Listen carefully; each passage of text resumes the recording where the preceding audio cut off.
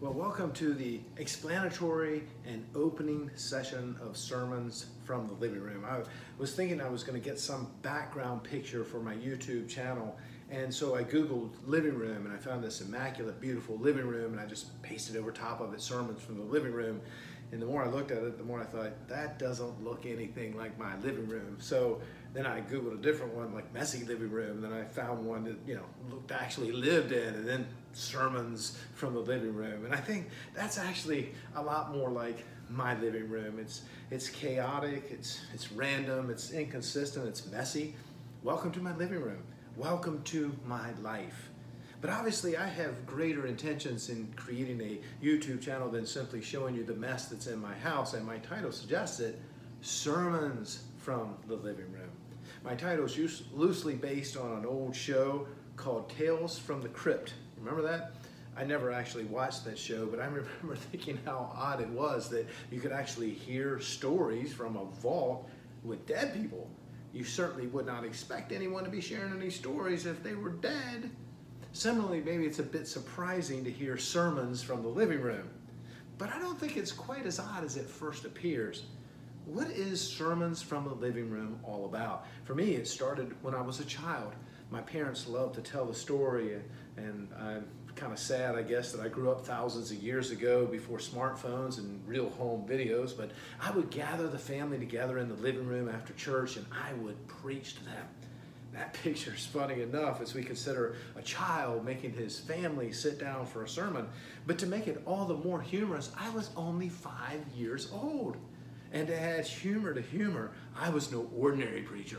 I was a hellfire and brimstone preacher. And I had an older brother who seriously needed the preaching. So I remember, as a young boy, 5 years of age, with veins bulging in my neck and raised voice, yelling at the top of my lungs as I pointed to my brother and preaching at him. If you don't straighten up, you're going to go right down there, as I gesticulated ominously toward hell. I'm happy to say that quite without my preaching, and most likely very much in spite of it, my brother Neil did come to Jesus. He is a great teacher of the word and involved as a leader in his church today. God is surely a God of grace. So Sermons from the Living Room is a journey back to my early preaching roots. I'm a bit older now, not 5, but 55, or as my friend Jack Dill likes to say, double nickel. And upon reaching that fine milestone, I can now eat at IHOP and enjoy the seniors menu. Yes. A lot has changed in 5 decades, but my desire to preach the word is as strong as ever. And often when I preach, I think back to those early days in my living room, and I thank God for putting that desire in me, a desire really that's never wavered at such an early age. They say we old people go back to our roots and our childhood when we get older. It's often because we can't remember what happened yesterday. But for me, going back to my roots is not really because of memory loss, but because I'm thanking God that after all that has occurred in my life, the good, the bad, the ugly, I still love to preach, even if it's in my living room. In addition to connecting to my beginning days of preaching, a second reason for sermons from the living room is the recent enjoyment that I have had with my son, Nathan, looking over homemade videos of various teachers. These men, and sometimes women, don't really have a pulpit per se, and if I said their names, many of you would not really recognize who they are. But they do have an influence, and their audience is the internet, and the medium they use is YouTube. I'm not trying to say that my teaching is better. I've really appreciated a number of the videos that we have watched together, but as I saw these teachers using the form of YouTube, I felt that God was prompting me to do the same. I especially like that these teachers were not getting paid for it, and they weren't trying to market their products. I have grave concern over the number of preachers who seem to be getting rich off the gospel, and while clearly the Bible teaches that the laborer is worthy of his hire, there is a vast difference between having our needs met as preachers and amassing wealth. A little YouTube channel for free preaching the gospel, and from the living room of all places, seems like just the ticket for me. There's a third reason for these sermons from the living room, and that is the realization of the potential market of YouTube. One source said that 72 hours of video were downloaded every minute on YouTube. Another said it was more like 300 hours per minute. And over 1 billion people access this information. That's a lot of information. That's a lot of people. But sadly, and all of us really know this if we spend any amount of time watching these videos, a good number of them are just not presenting the truth. Satan, of course, is a liar, and he's all about deceiving. And it appears that one of his greatest tools is the teaching on the web. We joke with each other, if it's on the internet, it's got to be true. But sadly, even the most savvy of people can be duped by what seems to be sound teaching on YouTube, but is really false doctrine. As I've already declared, I'm not saying that there isn't good teaching on the internet. Surely there is, and I've actually benefited from it with my son and just on my own at times, but I want to add my voice to the teachers of truth. We all have areas of influence, some larger than others. My area is not really all that large, but I still feel compelled to do all that I can to influence my area, regardless of its size.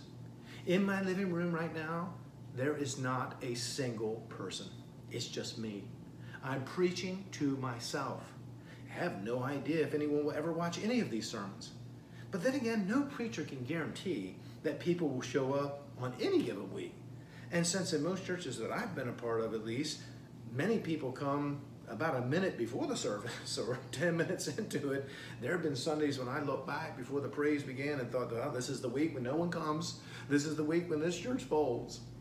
Attendance in my living room is 0 every single time I preach. And I kind of like it that way. And although my audience is a guaranteed nobody, I intend to give it the very best that I have every single time I post a sermon from the living room, because God's word deserves excellence, always, no matter where it's preached, and no matter who's in the audience, and no matter how many people might be in the audience. One bitter cold Sunday, an old farmer trudged miles through a blizzard to reach a small mountain church that he attended, and no one else showed up except the preacher.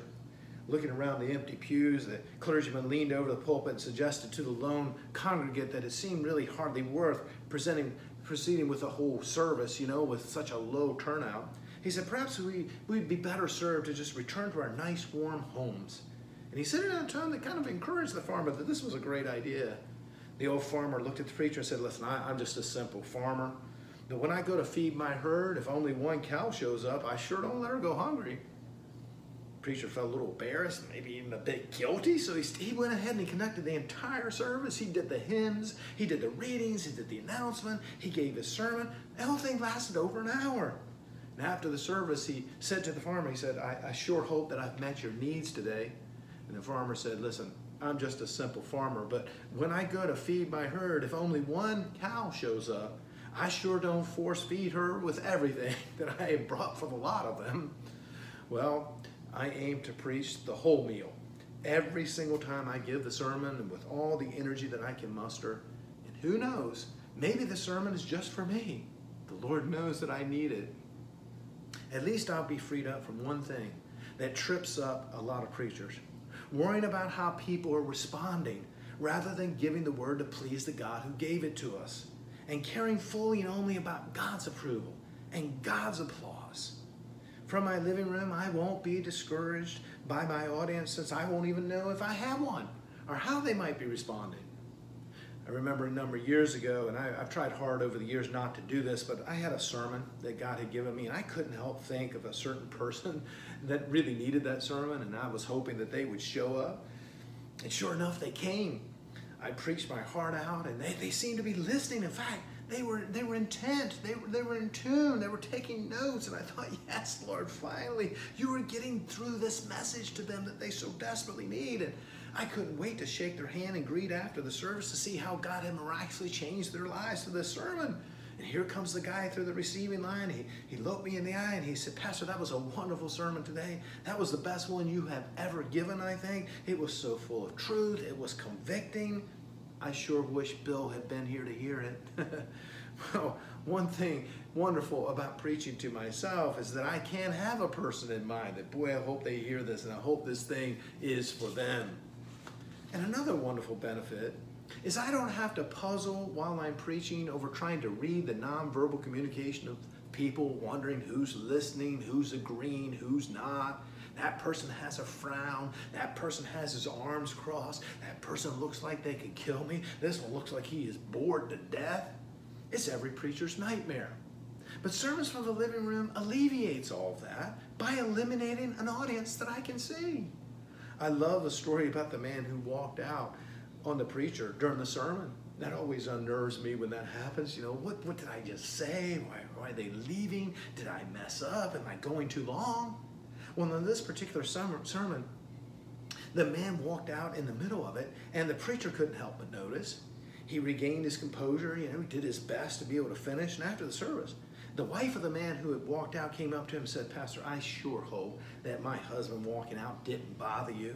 Pastor said, "Well, as a matter of fact, it was quite a bit unnerving." The woman said, "Well, it really shouldn't bother you.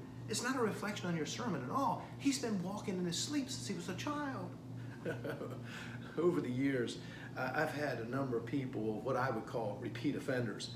It was like clockwork. I would begin my sermon and their eyelids dropped like a stage curtain. And I was very careful, to give them their much needed rest. And it did make me wonder, though, why couldn't I keep them awake?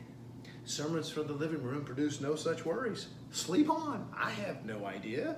And while I'm preaching, you get your rest. I think I'm being listened to. Everybody wins. But here's the thing with preachers, at least those who are really called by God.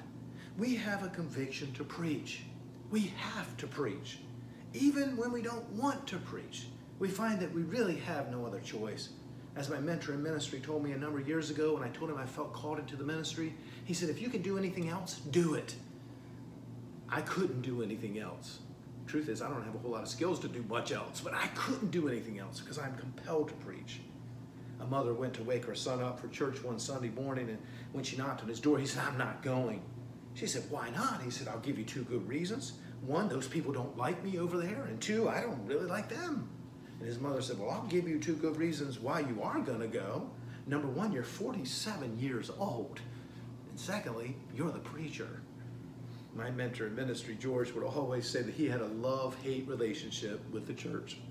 Or to quote another popular saying among preachers, church would be great if it weren't for the people. I imagine people in the pews say a similar thing. Church would be great if it wasn't for the preacher. Nevertheless, I find for me that I have to preach. And if the living room has an opening in the pulpit, I'm happy to fill it. Paul expressed my heart well. He said, "Yet when I preach the gospel, I cannot boast, for I am compelled to preach. Woe to me if I don't preach the gospel. If I preach voluntarily, I have a reward. If not voluntarily, I'm simply discharging the trust committed to me. What then is my reward? Just this, that in preaching the gospel, I may offer it free of charge, and so not make use of the rights in preaching it." Preaching from the living room lets me preach and fulfill my call, and it makes sure that it's free. That's a win-win. Jeremiah says it for me and for all who preach the word. "But if I say I will not mention him or speak any more in my name, his word is in my heart like a fire, shut up in my bones. I am weary of holding it in. Indeed, I cannot." So welcome to Sermons from the Living Room. I hope God will use his word for you and for me to bring him glory and to make us more like him.